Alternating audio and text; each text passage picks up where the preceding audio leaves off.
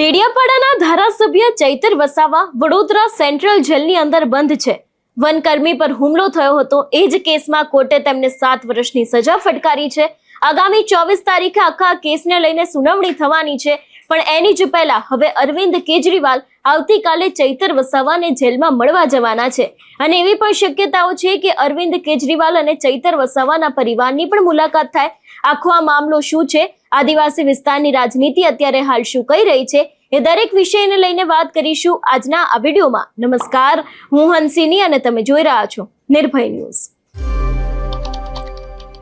સ્થાનિક સ્વરાજની ચૂંટણી બાદ આપણે જોયું કે આદિવાસી વિસ્તારનું રાજકારણ છેલ્લા ઘણા સમયથી ચર્ચામાં છે.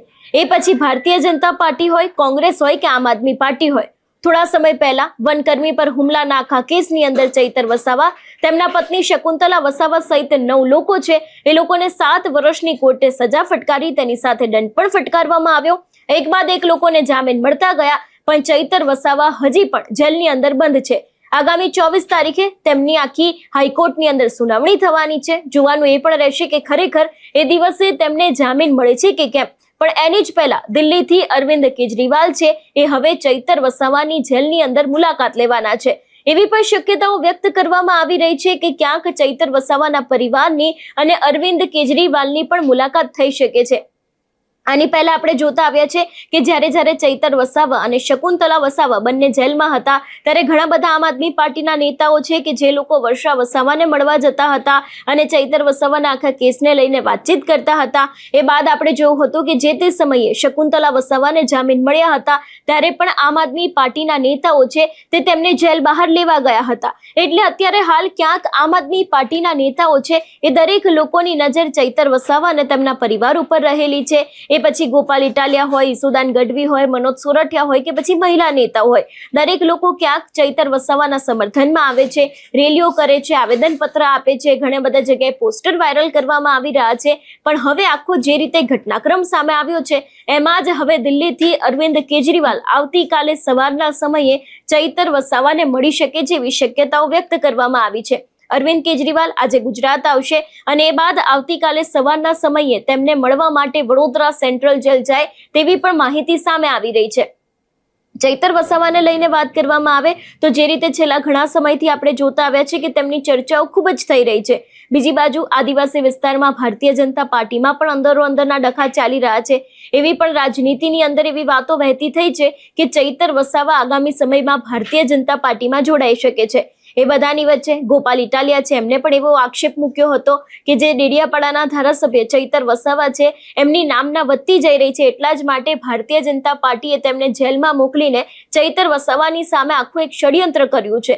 જે રીતે ડેડિયાપાડાની અંદર સભા થઈ હતી, રાજપીપળામાં સભા થઈ હતી અને એ જ સભાના અંતે દરેક આમ આદમી પાર્ટીના નેતાઓ છે એ લોકો સીધા જ આક્ષેપ ક્યાંક ને ક્યાંક ચૈતર વસાવાના આખા કેસને લઈને ભાજપ ઉપર મૂકતા આવ્યા છે.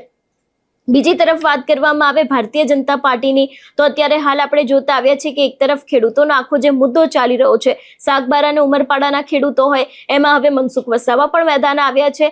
અને જ્યારે આખો આ મુદ્દો ચાલી રહ્યો હતો એ વખતે ચૈતર વસાવાને લઈને પણ વાત કરવામાં આવી હતી કે જો કદાચ અત્યારે હાલ ચૈતર વસાવા હોત તો આ મુદ્દો છે તે કોઈક બીજા દિશામાં હોત, અથવા તો પછી એવી પણ વાત કરવામાં આવી રહી છે કે મનસુખ વસાવાનું પાર્ટીની અંદર કોઈ સાંભળતું નથી, એટલા જ માટે થઈને આખા આ મુદ્દાનું હજી સુધી નિરાકરણ આવ્યું નથી.